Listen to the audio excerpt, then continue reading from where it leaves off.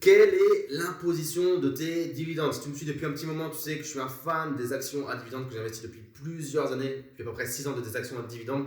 J'ai personnellement investi plusieurs centaines de milliers d'euros sur cette stratégie et je sais qu'il y en a beaucoup d'entre vous qui sont intéressés pour investir dans des actions à dividendes. Pour autant, vous me demandez très souvent comment vont être imposés ces fameux dividendes. Et c'est une très très bonne question puisque quand on investit, on a envie de savoir à quelle sauce on va être mangé au niveau de la fiscalité. Donc dans d'autres vidéos que j'ai fait sur la chaîne YouTube, j'ai déjà traité le fait de savoir si on doit investir en compte titre ou en PEA. Donc je ne vais pas en parler aujourd'hui, mais simplement te parler de l'imposition du compte titre puisque j'ai déjà parlé de l'imposition du PEA dans une autre vidéo. Donc là, on va voir comment tu es imposé lorsque tu investis sur des actions à dividendes avec un compte titre. En sachant que moi, mon portefeuille est quasiment à 100% orienté aux États-Unis. Donc je vais te parler de l'imposition comme si tu investissais toi aussi comme moi en fait aux États-Unis dans des actions américaines. Donc ce qui va se passer quand tu investis aux États-Unis sur des actions américaines, c'est qu'il va y avoir une retenue à la source qu'on appelle la withholding tax de 15%. Là également, c'est 15% quand tu es en France, mais ça dépend des conventions fiscales entre les pays. C'est-à-dire que si tu es en Espagne, si tu es en Belgique, si tu es en Suisse, si tu es en Estonie comme moi, puisque moi j'investis depuis une société estonienne en tant qu'expatrié fiscal en Estonie, ce n'est pas forcément les mêmes taux. Donc là, il s'avère pour moi c'est également 15%, mais il y a des pays, ça va être 20, 29, 30, ça dépend. Donc là, il faut que tu te renseignes en fonction du pays où tu te trouves.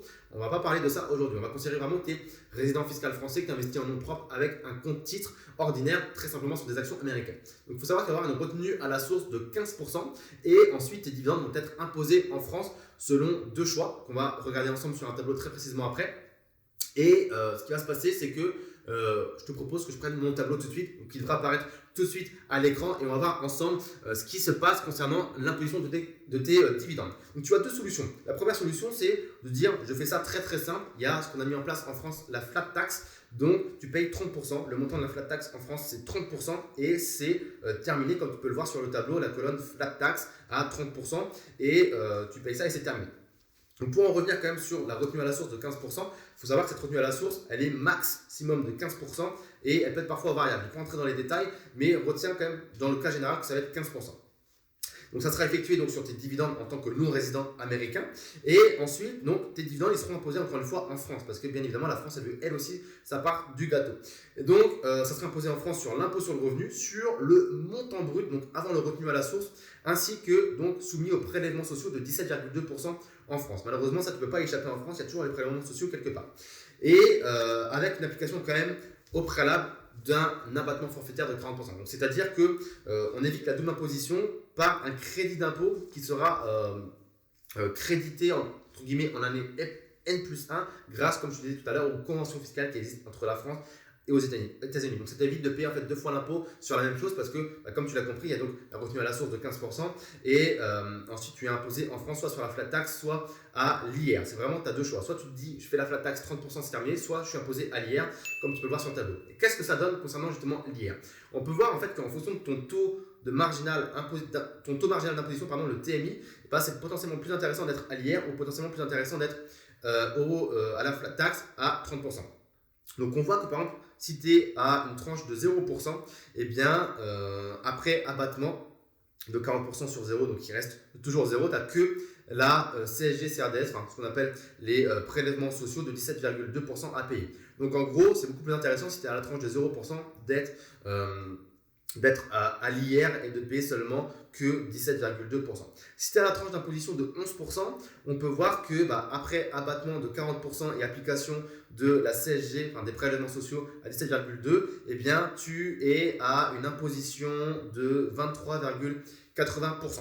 Donc, ce qui fait que c'est encore plus intéressant que la flat tax qui est elle de 30%. Par contre, le jour où tu es à une TMI de 30%, et si c'est ton cas aujourd'hui, on peut se rendre compte que après abattement des 40%, et l'application de la CSG-CRDS, on est à un taux global de 35,20%, donc ce qui dépasse les 30% de la flat tax, de 5,2%. Donc on comprend qu'à partir de 30% de TMI, 41% et 45%, c'est plus intéressant d'être à la flat tax et de payer que 30%, et que si vous êtes à la tranche de 0 et de 11%, c'est plus intéressant d'être à l'IR, parce que vous allez payer moins d'impôts sur vos dividendes.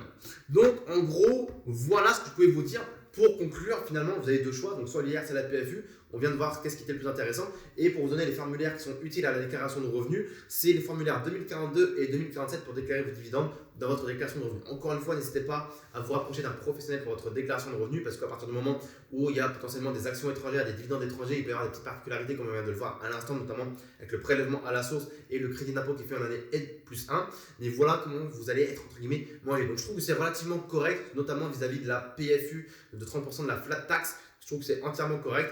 Donc il n'y a clairement pas de contre-indication à investir dans les dividendes, je pense, aujourd'hui, malgré cette imposition sur le compte titre. Dis-moi ce que tu en as pensé, dis-moi dans les commentaires ci-dessous si tu investis déjà dans des actions à dividendes ou pas du tout, si tu as prévu de le faire. Et également, si tu souhaites investir dans des actions à dividendes, n'hésite pas à bien lire la barre de description, puisque j'ai un service pour toi qui s'appelle le Club Dividende, dans lequel je te partage mois après mois toutes les positions que je prends sur les marchés financiers. C'est clairement pas du conseil financier, c'est pas des incitations à l'achat, c'est simplement un portefeuille que je te partage pour que tu puisses voir moi ce que je fais précisément dans le portefeuille et que tu puisses comprendre un petit peu comment j'ai une approche sur les marchés financiers aux États-Unis pour encaisser de gracieux dividendes. Bref, tout est dans la barre de description. Je te remercie de m'avoir écouté. Petit pouce bleu, abonne-toi à la chaîne YouTube et je te dis à très très vite. Ciao ciao.